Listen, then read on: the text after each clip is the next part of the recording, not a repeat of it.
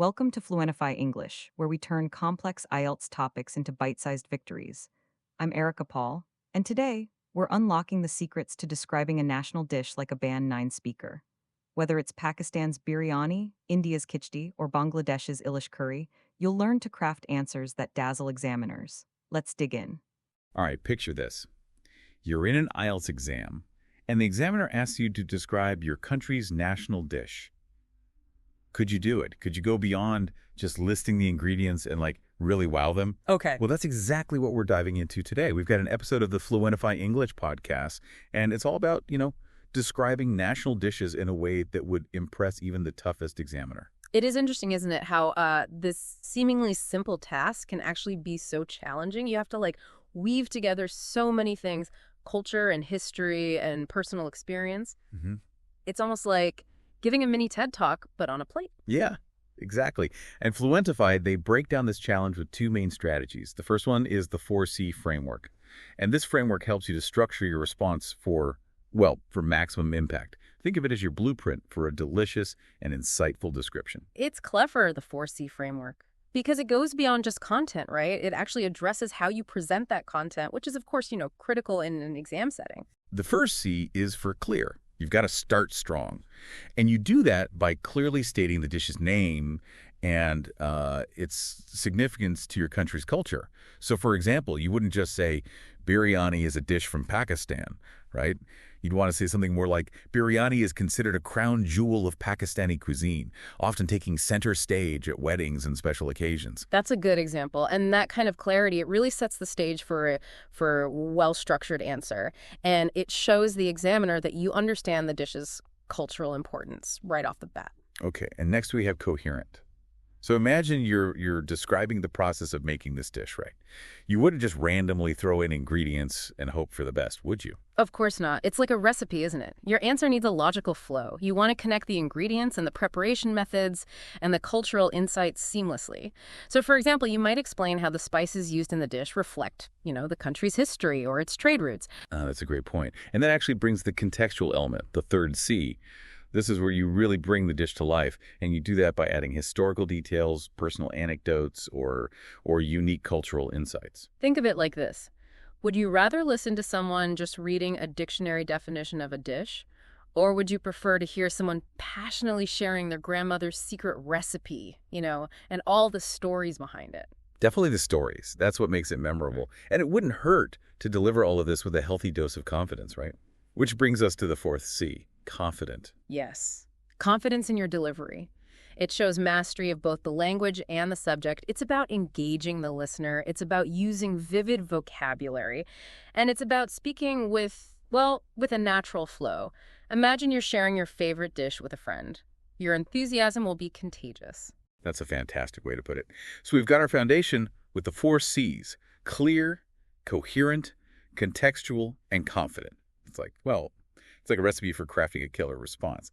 But Fluentify takes it a step further with the PPF method.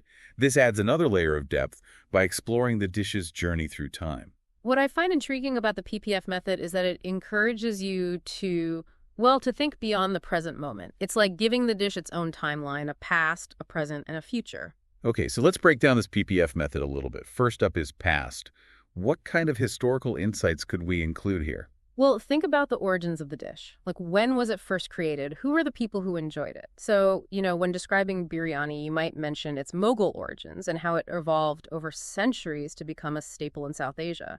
That kind of detail, it adds historical weight, you see, and it shows a deeper understanding. Okay, so we've got the historical backdrop. Now, how do we bring it into the present? This is where you connect the past to the present day. So how is the dish prepared and enjoyed now? What occasions is it associated with? What role does it play in modern culture? So, for example, you could talk about how biryani is still a centerpiece at weddings in Pakistan, symbolizing celebration and togetherness. It really is starting to weave together, isn't it? It's Yeah. creating a compelling narrative. Yeah. Okay, and finally, we arrive at future. This seems a little tricky.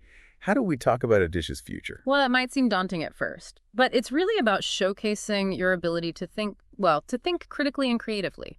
So will the dish remain popular?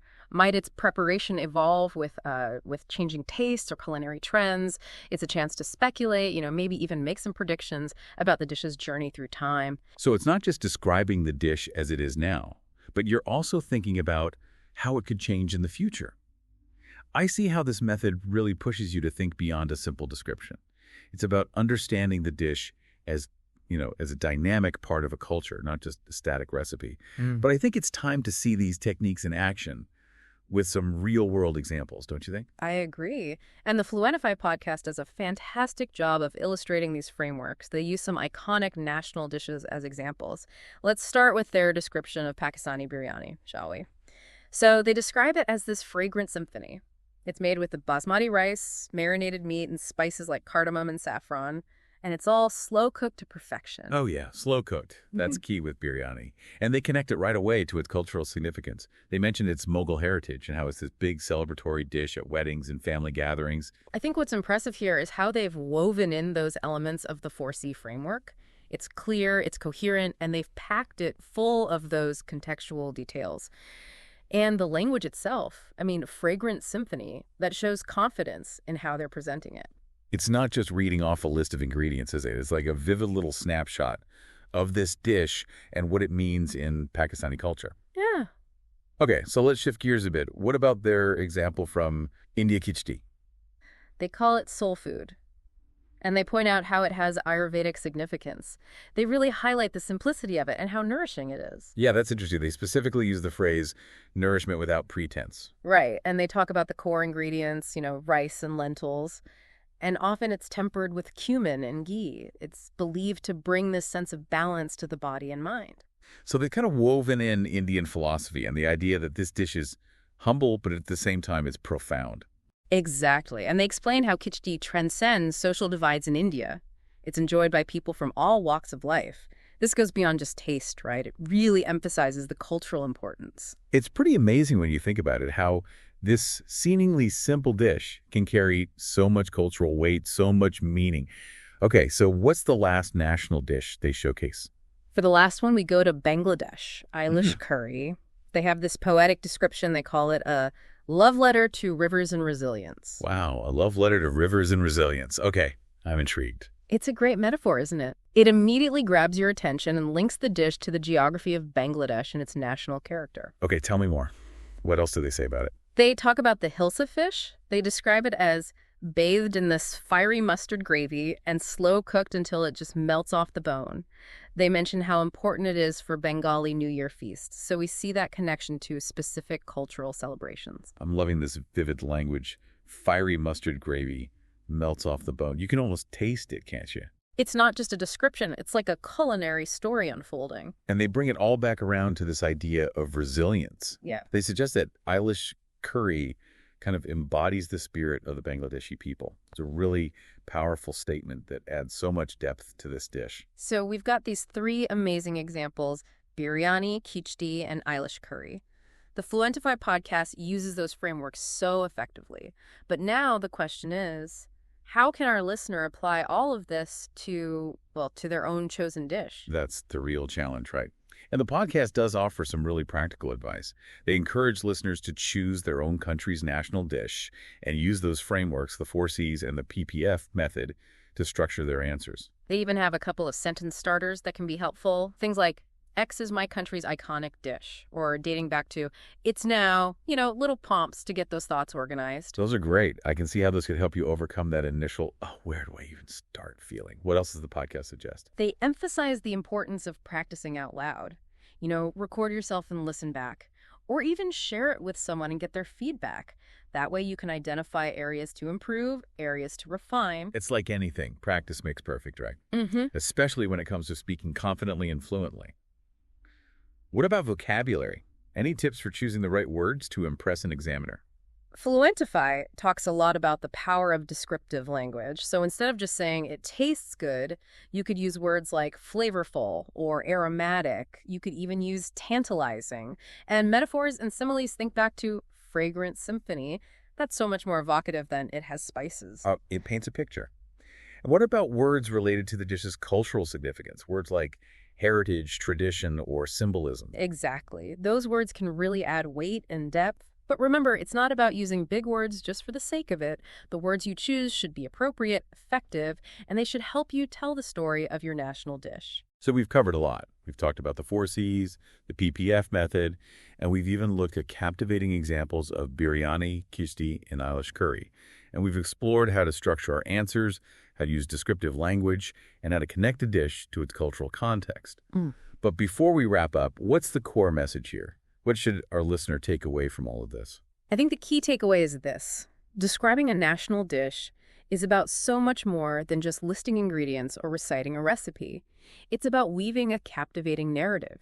You want to combine history and culture and personal experience, even sensory details, really bring that dish to life for the listener. That's a great way to put it. You're not just giving them information. It's like you're sharing a piece of your cultural identity.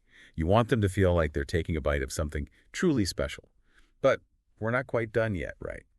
We have to leave our listener with something to think about as they embark on this journey of culinary storytelling. We've given you all these frameworks and techniques, but the most compelling ingredient is you. It's your unique perspective and experience. What story does your dish tell that no one else can? That's so true. It's those little personal details that take a description from just okay to absolutely unforgettable. Right. Like, think about it. Is it more interesting to read a recipe or listen to your grandma telling you her secrets in the kitchen? Those stories bring it to life. They really do. So, to everyone listening, we encourage you to embrace this challenge. Really dive deep into your culinary heritage and unearth those stories, those personal connections that make your dish special. You're not just describing a dish, are you? You're sharing a part of your culture, your history. And remember, the journey itself, the exploration, can be as rewarding as the final description. You might discover things about your culture you never knew. You might reconnect with old family traditions. You might even inspire other people to appreciate food as this amazing cultural ambassador. I love that. And on that note, we'll say goodbye for now. Hopefully we've left you with the craving for some delicious food and the confidence to share its story with the world. Until next time, happy cooking, happy eating, and happy storytelling.